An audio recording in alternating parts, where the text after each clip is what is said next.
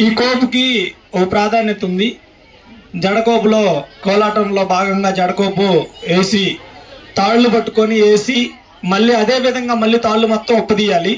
ఎవరో చిన్న మిస్టేక్ చేసినా కానీ అది మొత్తం చివరి దాకా రాదనమాట. కానీ ఎంతో శ్రద్ధతోటి వీళ్ళకి ఒక 5 రోజులు చెప్పడం జరిగింది. కానీ బాగా వేశారు, తీశారు కూడా.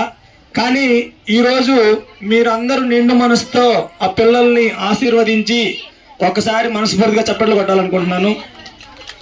మరి అదేవిధంగా ఈ జడ వెయ్యటమే మా గురువు గారు నాకు చెప్పిన మాట ఏంటంటే, మా గురువు గారిది మారెల్ల తన్నీరు అంకమరావు గారు, వారి గురువు గారు ప్రసాద్ మాస్టర్ గారు అని.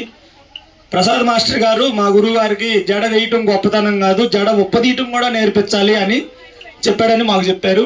అదేవిధంగా జడకోపు నేర్పించడమే కాదు, ఉప్పదీస్తేనే మనం నేర్పించిన దానికి ఇల్లు ఉంటుంది అని చెప్పారు.